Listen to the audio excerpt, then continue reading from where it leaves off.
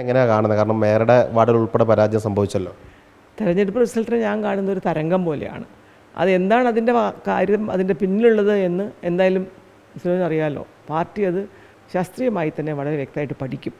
അതിനുശേഷമേ നമുക്കത് പറയാനായിട്ട് സാധിക്കൂ. പക്ഷേ അതിനിടയ്ക്ക് എനിക്ക് പറയാനുള്ള ചില കാര്യങ്ങൾ, നമ്മൾ ചെയ്ത വികസന പ്രവർത്തനങ്ങളെക്കുറിച്ച് എല്ലാവർക്കും ബോധ്യമുണ്ട്. പക്ഷേ ചില ആൾക്കാർ അത് നുണയായിട്ട് പറഞ്ഞ് അല്ലെങ്കിൽ സത്യവിരുദ്ധമായ കാര്യങ്ങൾ പറഞ്ഞുകൊണ്ട് സാധാരണക്കാരെ ശരിക്കും പറയുകയാണെങ്കിൽ കൺഫ്യൂഷനിലാക്കിയിട്ടുണ്ട്. അത് വലിയൊരു പ്രത്യേകതയായിരുന്നു ഈ പ്രാവശ്യത്തെ ഇലക്ഷനിൽ. നമുക്കത് ചെയ്യില്ല, നമ്മൾ നുണ പറയാറില്ല. കാരണം സത്യം എല്ലാവർക്കും അറിയുമല്ലോ എന്നൊരു ധാരണ നമുക്കുണ്ടായിരുന്നു. അതൊന്ന്. രണ്ടാമത് ഈ പറഞ്ഞതുപോലെ എന്താ പറയണേ, രണ്ട് തരത്തിലുള്ള ആൾക്കാരും വളരെ അഗ്രസീവായിട്ടുള്ള ഒരു തരം തെരഞ്ഞെടുപ്പ് പ്രചാരണമായിരുന്നു നടത്തിയിരുന്നത്. അപ്പോൾ അതൊക്കെ ആയിരിക്കാം കാരണം. ജനങ്ങൾക്ക് മാറി ചിന്തിക്കാം.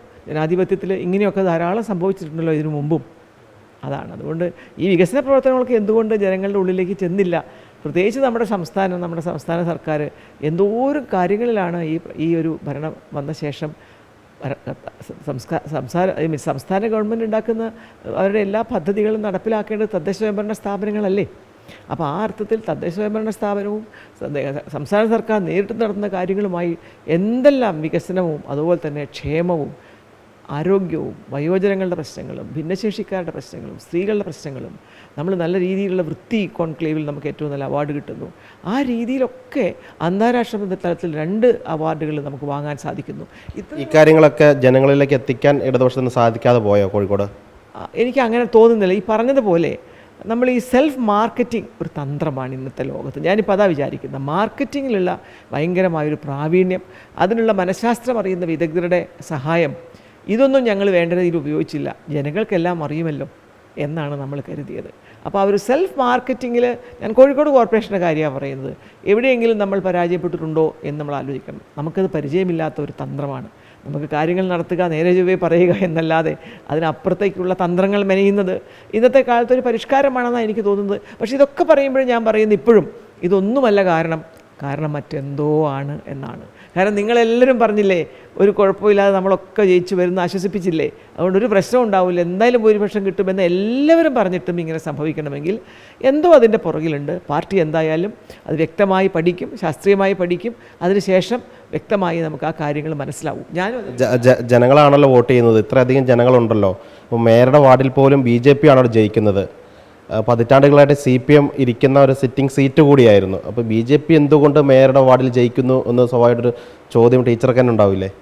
അത് ഞാൻ എന്താ പറയുക, ഞാൻ അത്ഭുതപ്പെട്ടു പോയിട്ടുണ്ട് വാസ്തവത്തിൽ. അത്ര ഒന്നും വലിയ ശക്തിയായിരുന്നില്ല എൻ്റെ വാർഡിൽ വാസ്തവത്തിൽ BJP. ഇപ്പം ഞാനീ പറഞ്ഞില്ലേ, ഇത് തന്നെ പ്രചരണ തന്ത്രം, മാർക്കറ്റിംഗ്, അതിനകത്ത് എന്ത് നുണയും പ്രയോഗിക്കാമല്ലോ. എന്ത് നുണ? ഒരു ഉദാഹരണം പറയും. BJP അവിടെ വാർഡിൽ ഉപയോഗിച്ചൊരു നുണ. അയ്യോ, നുണ എന്നുള്ള വാക്ക് നമ്മൾ പറയണ്ട, വാസ്തവം എന്ന് പറയാൻ വേണമെങ്കിൽ പരിഷ്കാരത്തിൽ ഞാൻ നേരത്തെ പറഞ്ഞ മാതിരി പിന്നെ കുതിരവട്ടം വാർഡാണ്, അല്ല നമ്മുടെ MC അനിൽകുമാറിൻ്റെതാണ് കുതിരവട്ടം വാർഡ്. ഒരു റോഡാണ് കുതിരവട്ടം വാർഡിനെയും പുതിയറ വാർഡിനെയും കൂടെ ഡിവൈഡ് ചെയ്യുന്നത്. MC അനിൽകുമാറിൻ്റെ വാർഡ് നിന്ന ഭാഗത്താണ് കോഴിക്കോട് കോർപ്പറേഷൻ ഒരു സ്ഥലം ഉണ്ടായിരുന്നിടത്താണ് വാസ്തവത്തിൽ എന്ത് വന്നത്, ഒരു ഹെൽത്ത് ആൻഡ് വെൽനസ് സെൻറ്റർ വന്നത്. പിന്നെ ഈ വാർഡിൽ ഞാൻ കൊണ്ടുവരും എന്നെങ്ങനെ പറയാൻ പറ്റും? 24 സെൻറ്റർ നമുക്ക് അനുവദിച്ചത്, 24 നമ്മൾ ചെയ്ത് കഴിഞ്ഞു കോഴിക്കോട് കോർപ്പറേഷൻ. അപ്പോൾ ജനങ്ങൾ അതൊന്നും കാണുന്നില്ല. ഇനി എൻ്റെ വാർഡിനോട് ചേർന്ന് കിടക്കുന്ന അനിലിൻ്റെ വാർഡിൽ നടന്നു പോകാവുന്ന ദൂരത്തിൽ കിടക്കുന്ന അവിടെ ഒരു ഹെൽത്ത് ആൻഡ് വെൽനസ് സെൻറ്റർ വന്നാൽ ആ ഭാഗത്തുള്ള എൻ്റെ വാർഡിലെ ആൾക്കാർക്കെല്ലാം അങ്ങോട്ട് പോവാം. അതുപോലെ കോട്ടുള്ളിയിൽ വന്നിട്ടുണ്ട്. അപ്പോൾ ആ താഴത്തെ റോഡിൻ്റെ സൈഡിലുള്ള ആൾക്കാർക്കൊക്കെ ഇങ്ങോട്ട് പോവാം. കോട്ടുള്ളിയുള്ള ഹെൽത്ത് ആൻഡ് വെൽനസ് സെൻറ്ററിലേക്ക് നടന്നു പോവാം. അല്ലെങ്കിൽ ഈ വഴി തന്നെ വന്നിട്ട് വേണമെങ്കിൽ അങ്ങോട്ട് പോകാം, അവർക്ക് അവിടുത്തെ ഇഷ്ടപ്പെട്ട ഡോക്ടറാണെങ്കിൽ. അതുപോലെ തന്നെ മേത്തോട്ട് താഴത്ത്, അതും എൻ്റെ വാർഡിനോട് ചേർന്ന് കിടക്കുന്ന ഭാഗമല്ലേ മേത്തോട്ട് വാഴം. അപ്പോൾ ഈ 3 ഭാഗത്തും നടന്നു പോകാവുന്ന ദൂരത്തിൽ പൊറ്റമ്മൽ വാർഡിലെ ആൾക്കാർക്ക് വേണ്ടി ഹെൽത്ത് ആൻഡ് വെൽനസ് ഉണ്ടാക്കിയിട്ടുണ്ട്. ഹെൽത്ത് ആൻഡ് വെൽനസ് സെൻ്ററിൻ്റെ പ്രത്യേകത 2 കിലോമീറ്ററിന് വ്യത്യാസം ഉണ്ടാവണം എന്നാണ്. അപ്പോൾ ആ അർത്ഥത്തിൽ എൻ്റെ വാർഡിൽ അവിടെയൊക്കെ പോവാം. ഇനി സുജാതയുടെ വാർഡ്, അത് നാഷണൽ ഹൈവേയുടെ അപ്പുറം. പക്ഷേ മേയറുടെ വാർഡിൽ മാത്രം വെൽനസ് സെൻറ്റർ വന്നില്ല എന്നൊരു പ്രചരണം നടന്നു അല്ലേ? അത് 24 കൊടുക്കുമ്പോൾ 75 വാർഡിൽ എങ്ങനെയാണ് 24 എല്ലായിടത്തും വരുമോ? വരില്ലല്ലോ. അതല്ലേ അതിൻ്റെ പ്രത്യേകത. പിന്നെ സ്ഥലം വേണ്ടേ? വാടകയ്ക്ക് സ്ഥലം എടുക്കാൻ പറ്റണ്ടേ? അപ്പോൾ വാടകയ്ക്കൊക്കെ സ്ഥലം എടുക്കാനൊക്കെ നമ്മൾ കുറേ ദിവസങ്ങൾ ഓടി നടന്നതാണ്.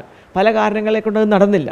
ഇപ്പോൾ ശോഭിത പറയും, അതുപോലെ ശിവപ്രസാദ് പറയും, അവർക്കൊരു 30-40 വീടിൻ്റെ ഇടയിൽ എത്ര എണ്ണത്തിൻ്റെ ഇടയിൽ പോയിട്ട് കഷ്ടപ്പെട്ട് പരിശ്രമിച്ചിട്ടാണ് ഒരു വീട് അവർക്ക് എന്തിനു പറ്റിയത്? ഒരു ഹെൽത്ത് ആൻഡ് വെൽനസ് സെൻറ്ററിന് കണ്ടുപിടിക്കാൻ പറ്റിയതെന്ന് അവർ പറയും. അപ്പോൾ അവരതിനു വേണ്ടി ഇറങ്ങി പുറപ്പെടുകയാണ്. മേയർക്കാണെങ്കിൽ ഇതിനൊക്കെ കൂടി ഇറങ്ങി പുറപ്പെടാനുള്ള സമയം ഉണ്ടായിട്ടില്ല എന്നതും വാസ്തവമാണ്. പിന്നെ എൻ്റെ വാർഡിൽ അങ്ങനെ ഒരു ആവശ്യം എന്ന് പറയുന്നത് പിന്നെ മുകളിൽ ആ എരവത്തുകുന്നിൻ്റെ മുകളിലാണ്, കോഴിക്കോട് കോർപ്പറേഷനിലെ ഏറ്റവും ഉയർന്ന സ്ഥലത്താണ് അല്പം സ്ഥലം നമുക്ക് കിടക്കുന്നത്. അതും ഒരു ഭാഗം ഒടിഞ്ഞ് താഴേക്ക് ഇടിയാൻ സാധ്യതയുള്ള ഒരു വലിയ മൺതിട്ടയുടെ മുകളിലാണ്. ഈ വെൽനസ് സെൻറ്റർ മാത്രമായിരിക്കും കാരണം? ഒരിക്കലും അല്ല. വെൽനസ് സെൻറ്റർ മാത്രം ഞാൻ ഉദാഹരണം പറഞ്ഞല്ലോ. ഷീനോജിനോട് ചോദിച്ചത് എന്താ, ഒരു ഉദാഹരണം പറയാവുന്നല്ലേ? ഞാൻ ഉദാഹരണം പറഞ്ഞില്ലേ? അതൊരു ഉദാഹരണം. അതുപോലെ ഓരോ സ്ഥലത്ത് പോയിട്ടും എന്താ പറയുക എന്ന് നമ്മളിപ്പോൾ കുറേ ആളെ ഒന്നും വിടുന്നില്ലല്ലോ. അപ്പോൾ ഓരോരുത്തരോട് ഓരോ തരത്തിൽ പറഞ്ഞ് അതൊരു സാമർത്ഥ്യമായിരിക്കാം ഇന്നത്തെ ലോകത്തിൽ. മേയർക്കൊപ്പം തന്നെ വികസനത്തിന് ചുക്കാൻ പിടിച്ച ഡെപ്യൂട്ടി മേയറാണ് മുസാഫർ അഹമ്മദ്. മേയർ സ്ഥാനാർത്ഥിയായി പരിഗണിച്ച ആളാണ്. അദ്ദേഹവും പരാജയപ്പെട്ടു പോകുന്ന അവസ്ഥയുണ്ടായി. അത് ഞാൻ നേരത്തെ പറഞ്ഞതുപോലെ അത് പ്രതീക്ഷിച്ചിരുന്നോ ടീച്ചർ? അങ്ങനെ ഒരു ഞെട്ടിപ്പോയോ? ഒരിക്കലും പ്രതീക്ഷിച്ചില്ല. ഞാൻ ഞെട്ടുക മാത്രമല്ല, എനിക്കൊരു നിരാശയും തോന്നി. പിന്നെ ഞാൻ വിചാരിച്ച മാതിരി എത്ര വലിയ ആൾക്കാർ ഈ ഇന്ത്യ മഹാരാജ്യത്തിൻ്റെ രാഷ്ട്രീയ ചരിത്രത്തിൽ എത്ര പേര് ഇതുപോലെ എന്ത് ചെയ്തിട്ടുണ്ട്, പരാജയപ്പെട്ടു പോയില്ലേ? ഇന്ദിരാഗാന്ധി പരാജയപ്പെട്ടു പോയിട്ടില്ലേ? ഒന്നാലോചിച്ച് നോക്കണം. അപ്പോൾ അതേപോലെ ഓരോരോ ആൾക്കാർക്കും വലിയ ഭീമന്മാർ വമ്പന്മാരൊക്കെ പരാജയപ്പെട്ട് വീണെടുത്ത് ഒന്നുമില്ലെങ്കിൽ നമ്മൾ പാർട്ടിയിൽ നമ്മൾ നിർത്തിയൊരു പാർട്ടി ലീഡറും നമ്മുടെ പ്രതീക്ഷയിലുള്ള, അത് പറയാൻ കഴിയില്ല, നമ്മളെ പാർട്ടിയെ സംബന്ധിച്ചിടത്തോളം നമ്മളാരും ഔദ്യോഗികമായിട്ട് മുസാഫർ ആയിരിക്കും മേയർ കാൻഡിഡേറ്റ് എന്ന് പറഞ്ഞില്ല ഔദ്യോഗികമായി പറഞ്ഞില്ലെങ്കിലും നമ്മുടെയൊക്കെ മനസ്സിൽ സാധ്യതയുള്ള ഒരാളായിരുന്നു. കാരണം അദ്ദേഹം പഠിച്ചിട്ടുണ്ട്, അദ്ദേഹത്തിന് കോഴിക്കോട് സൗത്ത് മുഴുവൻ അറിയാം, ജനങ്ങളുടെ ഇടയിലൊക്കെ നല്ല പേരുള്ള ആളാണ്. അപ്പോൾ അതുകൊണ്ട് അദ്ദേഹത്തിനൊരു സാധ്യത മാത്രം നമ്മൾ കണ്ടിരുന്നു. അങ്ങനെ ആവാം, ഇനി വേറെ ഒരാളാവാം, അങ്ങനെയൊക്കെയുള്ള പ്രതീക്ഷ എൻ്റെയൊക്കെ മനസ്സിലുണ്ടായിരുന്നു. ഒരാൾ തന്നെയായിരിക്കും എന്നുള്ള വലിയ പ്രതീക്ഷയൊക്കെ ഇലക്ഷൻ്റെ സമയമായി വന്നപ്പോഴേക്കും പുതിയ കുറേ ആൾക്കാർ വരുമ്പോൾ എങ്ങനെയാവാമല്ലോ എന്നാൽ ഞങ്ങളെപ്പറ്റി സംബന്ധിച്ചിടത്തോളം മുസാഫർ നമ്മൾ കണ്ടിരുന്നു എന്നൊരു വാസ്തവമാണ്, ഇല്ലയെന്ന് പറയാൻ കഴിയില്ല. പക്ഷേ പാർട്ടി ഒരിക്കലും ഔപചാരികമായിട്ട് പറഞ്ഞിട്ടുമില്ല. ഞാനും അത് തന്നെ പറയാറുണ്ട്, നമ്മുടെ പ്രതീക്ഷ അതാണ്. പക്ഷേ വേറെ ആരെങ്കിലുമൊക്കെ ആവാം. കാരണം ഇപ്പം ഞാനായില്ലേ, എന്നെ അല്ലല്ലോ കണ്ടിരുന്നത് ആദ്യം, വേറെ മറ്റു പലരുടെയും പേരുകളല്ലേ ഉയർന്നു വന്നത്. നിങ്ങളൊക്കെ തന്നെ അതിനൊക്കെ റിപ്പോർട്ട് കൊടുത്തവരല്ലേ, ഞാനതൊന്നും അറിഞ്ഞിട്ട് പോലും ഇല്ല. പിന്നെ എന്നെ പരിഗണിച്ചില്ലേ, അതുമാതിരി പാർട്ടിയുടെ പരിഗണന. BJPയുടെ വളർച്ച എങ്ങനെയാണ് ടീച്ചർ കാണുന്നത്? കാരണം 7 ഉണ്ടായിരുന്നത് 13 വളർന്നിരിക്കുന്നു.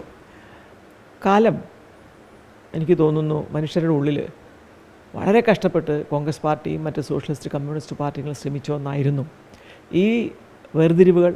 മനസ്സിലായി? മനുഷ്യരുടെ ഇടയിലുള്ള ജാതി വിചാരങ്ങൾ, ഇതിനെയൊക്കെ ഉന്മൂലനാശനം ചെയ്യണമെന്നൊരു ഉദ്ദേശം ഗാന്ധിജി മുതൽ നെഹ്റു മുതൽ ഈവൻ ഗാന്ധി കുടുംബം നമ്മൾ പറയുമ്പോൾ നെഹ്റുവിൻ്റെ കുടുംബത്തിൽ മറ്റു പല കോൺഗ്രസ് നേതാക്കളിലും ഇത് വളരെ രൂഢമൂലമായിരുന്നു. പക്ഷേ അതിനകത്ത് തന്നെ അതല്ലാത്തവരും ഉണ്ടായിരുന്നു. BJP വന്നപ്പോൾ അവരാകെ ഉപയോഗിച്ചൊരു കാർഡ് എന്തായിരുന്നു? മതപരമായ ഒരു ചുറ്റുപാടിലേക്ക് അവർ കൊണ്ടുപോയി, മതത്തിലേക്ക് ചുറ്റിക്കെട്ടി കൊണ്ടുപോയി എന്നുള്ളതാണ്. ഇന്ത്യയിലെ എല്ലാ മൂവ്മെൻറ്റുകളും വാസ്തവത്തിൽ മതത്തെ അടിസ്ഥാനപ്പെടുത്തിയായിരുന്നു. ആദ്യം മതത്തെ അടിസ്ഥാനപ്പെടുത്തി അല്ലാതെ ഉണ്ടാകുന്ന മൂവ്മെൻറ്റ് 1920 നമ്മുടെ ഇവിടെ വന്നിട്ടുണ്ടായിരുന്ന കമ്മ്യൂണിസ്റ്റ് പാർട്ടിയുടെ തുടക്കവും അതുപോലെ അതിന് മുൻപേ തുടങ്ങിയിട്ടുള്ള, നമ്മൾ പറയും ഒരു സായിപ്പാണ് കോൺഗ്രസ് പാർട്ടി ഉണ്ടാക്കിയതെന്നൊക്കെ പറഞ്ഞാലും അത് കൊണ്ടു നടന്നവരിൽ ബഹുഭൂരിപക്ഷം പേരും പ്രത്യേകിച്ച് നെഹ്റു ഒക്കെ തന്നെ ഒരു സെക്യുലർ ആയിട്ടുള്ള ഒരു രാജ്യമാവണം നമ്മുടെ രാജ്യമെന്ന് ആഗ്രഹിച്ചവരാണ്.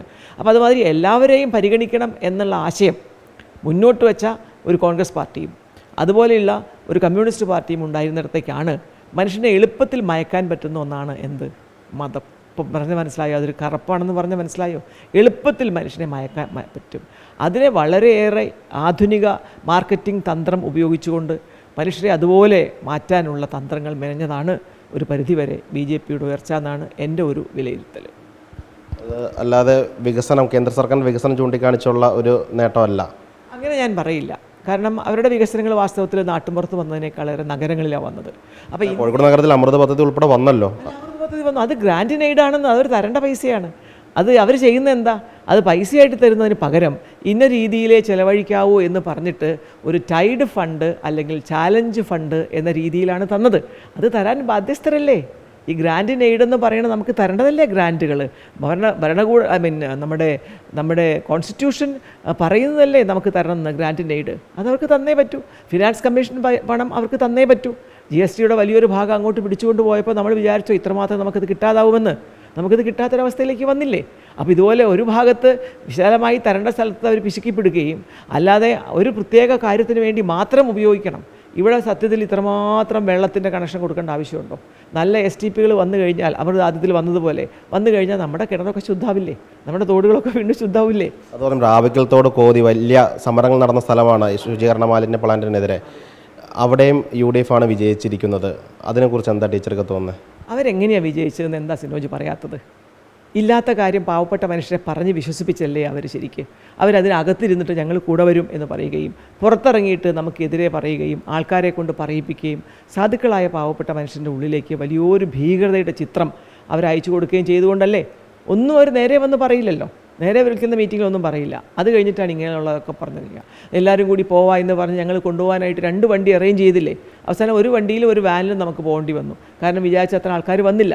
അപ്പോൾ അവർക്ക് സത്യം അറിയണ്ട, ഞാൻ ഉറക്കം നടിച്ച് കിടക്കുക, എന്നെ ഉണർത്തണ്ട. ആ രീതിയിൽ ഒരു രാഷ്ട്രീയമായിട്ട് മാത്രം എതിർക്കുകയാണ് ശരിക്കും ഈ കാര്യത്തിലുണ്ടായത്. ടീച്ചർ മേയർ സ്ഥാനത്ത് നിന്ന് മാറുന്നു, ഇനി വീണ്ടും തെരഞ്ഞെടുപ്പ് രാഷ്ട്രീയത്തിലേക്ക് വരുമോ അതോ പൊതുപ്രവർത്തന രംഗത്ത് തന്നെ പാർട്ടി നൽകുന്ന ചുമതല ഏറ്റെടുത്തുകൊണ്ടുണ്ടാവുമോ കോഴിക്കോട്? ഞാനൊരു പൊതുപ്രവർത്തന രംഗത്ത് പാർട്ടിയിൽ നടക്കുന്ന ഒരു എന്നെ ഏൽപ്പിക്കുന്ന ദൗത്യം ചെയ്യണം എന്നാഗ്രഹിക്കുന്ന ഒരു വ്യക്തി കൂടിയാണ്. മേയർ എന്ന നിലയ്ക്ക് 5 വർഷം പൂർണ്ണ സംതൃപ്തി തോന്നുന്നുണ്ടോ പ്രവർത്തനത്തിൽ? അങ്ങനെ ചോദിച്ചാൽ എനിക്ക് പൂർണ്ണ സംതൃപ്തിയോടെയാണെന്ന് ഞാൻ പറയില്ല. കാരണം ഞാനൊക്കെ വിചാരിക്കുന്നത് കുറേയേറെ കാര്യങ്ങൾ സ്വപ്നം കണ്ടു, അതിനകത്ത് മുഴുവൻ കാര്യങ്ങൾ നടത്താൻ കഴിഞ്ഞില്ല. അത് ഞാൻ പറയുമ്പോൾ എല്ലാവരും എന്നെ സമാധാനിപ്പിക്കും, ഇത്രയൊക്കെ ചെയ്തില്ലേ എന്നാണ് ചോദിക്കുക. എനിക്ക് തോന്നുന്നു എൻ്റെ ഒരു സ്വഭാവം കൊണ്ടായിരിക്കും ഒരു പക്ഷേ അത്. ചിലർ ഇത്തിരി ചെയ്തിട്ട് ഒത്തിരി ചെയ്തു എന്ന് വിചാരിച്ച് സമാധാനിക്കുമ്പോൾ എനിക്ക് എത്ര ചെയ്താലും ഇനിയും ചെയ്യാൻ ബാക്കിയുണ്ടല്ലോ. നടക്കാതെ പോയ എന്തെങ്കിലും ഒരു സ്വപ്നമുണ്ടോ കോഴിക്കോട് കൊണ്ട് ചെയ്യാനിരുന്നിട്ട്? നടക്കാതെ പോയ സ്വപ്നം എന്ന് പറയാൻ പറ്റില്ല, അത് നടക്കും. അതുകൊണ്ട് തന്നെ നടക്കാതെ പോയി എന്നെനിക്ക് പറയാൻ പറ്റില്ല, അതാണ് നടക്കും.